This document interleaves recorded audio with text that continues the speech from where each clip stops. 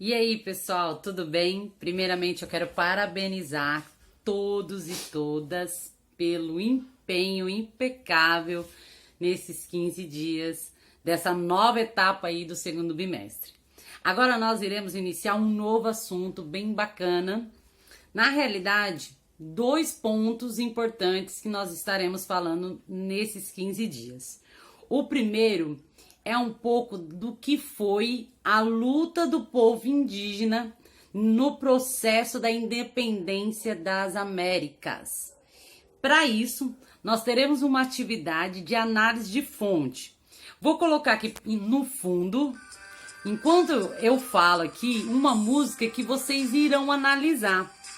Essa música é muito bacana, é de um grupo nativo indígena, né? De Dourados. E aqui, não sei se vocês estão conseguindo ouvir, ele fala um pouco da luta indígena, desse processo. Professora, eu não estou entendendo nada, eles estão falando em outra língua. Isso que é o bacana. Vocês perceberem que os povos indígenas têm sua língua própria, sua cultura, suas lutas, e a questão das religiosidades, enfim, diversas pautas específicas de um grupo para o outro. Quando a gente fala Ofaié, não é a mesma coisa de Guarani, não é a mesma coisa de Terena, e assim vai mudando. Aqui eu trago para vocês um rap Guarani, eles cantando a sua própria luta, e vocês vão perceber na legenda, né, o significado de cada um, porque eu trago para vocês uma fonte histórica para a gente analisar. E essa fonte é um monumento que se encontra no Museu da América Latina. Eu tive a oportunidade de ir, é muito bacana, é incrível você presenciar e ao mesmo tempo é muito chocante. Por quê? Vocês vão perceber que é um símbolo de uma mão e aqui tá vermelho nessa mão. E para eu não falar muito, porque o roteiro da análise eu quero que vocês escrevam lá, por exemplo, o que vocês acham que significa esse vermelho? Será que esse vermelho tem alguma coisa a ver com a luta indígena? Será mais que é pela luta indígena do que genocídio indígena? Essa mão simboliza que lugar? É o Brasil? É a América? Vocês vão olhar essa fonte histórica e vão entender o que eu estou falando. Então a nossa primeira atividade é essa, você fazer essa análise de fonte. Então eu gostaria que vocês detalhassem, escrevessem mesmo, é para escrever no próprio site.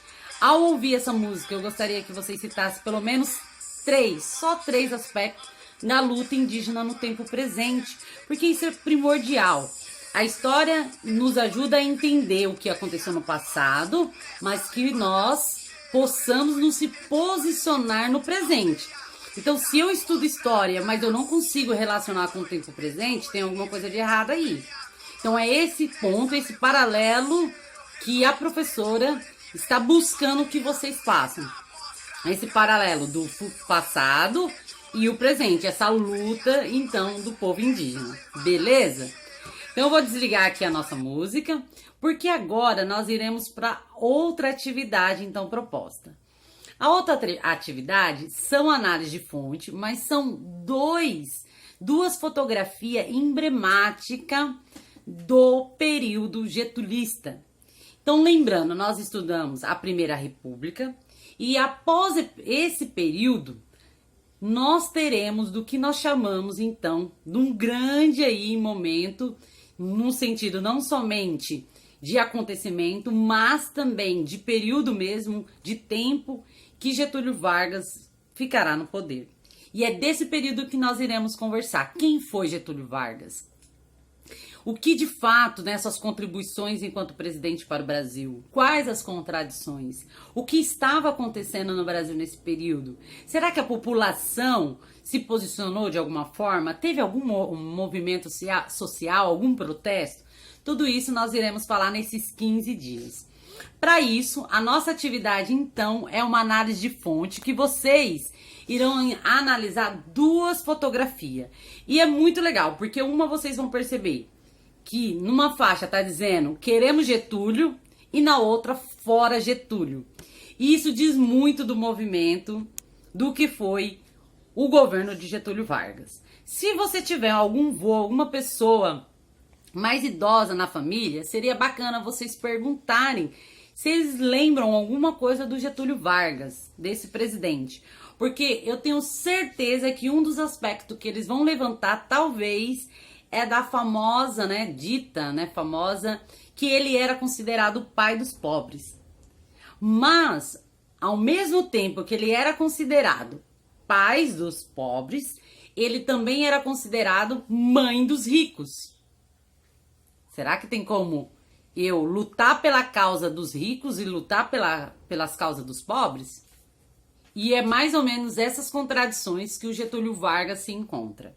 E essa fonte, essas duas fontes históricas, é para a gente entender as contradições desse discurso varguista. E o período do Getúlio Vargas, nós dividimos ele em 3 momentos. O governo provisório, que vai de 1930 a 1934, o governo constitucional, que vai de 1934 a 1937, e o Estado Novo, 1937 a 1945. Olhem aí, 1930 até 1945. É esse período que nós iremos conversar. Então, governo provisório é uma característica, governo constitucional é outro e Estado Novo são outras características. O que eu quero dizer para vocês, num primeiro momento, que ao analisar essas fontes, percebam o discurso, a fala também de um presidente que é considerado um exemplo de populista. Hoje no Brasil, o Lula, por exemplo, Inácio Lula da Silva, ele também é considerado populista pelo seu discurso, a sua fala, a sua forma de se posicionar frente às pessoas, né? Esse poder carismático de envolver as classes, as pessoas. E Getúlio também foi e teve essa característica. Um outro elemento muito importante desse período são as diversas manifestações da classe populares que nós teremos. Você sabia que a mulher começa a votar nesse período? E aí é muito bacana a gente pensar, porque muitas das vezes a gente fala assim, foi o Getúlio Vargas que homologou, que defendeu o voto da mulher. E ao estudar a história, a gente percebe que o movimento feminino foi muito bem organizado. Pelo contrário, né, nós estamos falando de 1930, de tanto tempo aí atrás na história que a mulher não participava da vida política. Vocês lembram do período da República? Que mulher, ainda mais mulher negra, pobre, não poderia votar, participar da vida política? Então, percebam a luta, os movimentos populares em prol disso. Um outro aspecto que eu já gostaria de levantar é sobre todos os direitos trabalhistas, sindicais, os direitos à carteira assinada, enfim, diversos direitos trabalhistas que também nós temos essa falsa ideia que foi de mão beijada pelo Getúlio e ao estudarmos profundamente esse período, nós vamos perceber que a classe trabalhadora também organizada por meio dos sindicatos, que irá então reivindicar diversas pautas. E pessoal, então, dentro disso, vocês vão perceber que nós temos várias características. Esse primeiro vídeo é mais para falar dessas atividades, como vocês irão fazer. Então, o primeiro ponto, nós temos algo mais da luta indígena, depois algo mais sobre as contradições do governo do Getúlio Vargas.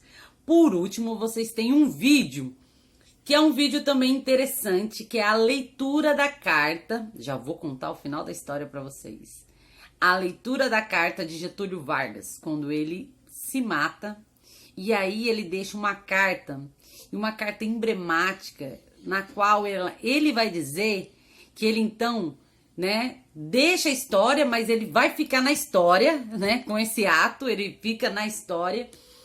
E eu gostaria que ao ouvir a carta, ao ler a carta, vocês encontram também disponível no site que eu estarei enviando para vocês, que vocês conseguissem então identificar esses aspectos de contradições. Mas professor, o que é contradição? Contradição é eu, por exemplo, falar algo e depois eu não fazer aquilo que eu falei. Eu fui contraditória. por exemplo, eu falar pra vocês, gente, eu vou ter a aula no Meet hoje. E não ter aula no Meet, eu fui contraditório, eu falei uma coisa e fiz outra. O discurso varguista, ele era contraditório. Ora falava algo, ou outro momento falava e defendia outra coisa. Então, é isso que eu quero que vocês tentem sacar nesse primeiro momento do discurso varguista. Beleza, pessoal? Então, nesse primeiro momento, são essas orientações que eu gostaria de passar para vocês, para que vocês consigam, então, realizar essas duas atividades. Depois nós estaremos marcando o nosso encontro pelo Meet, que eu gostaria, então, de especificar o que foi esses 3 períodos do Getúlio Vargas.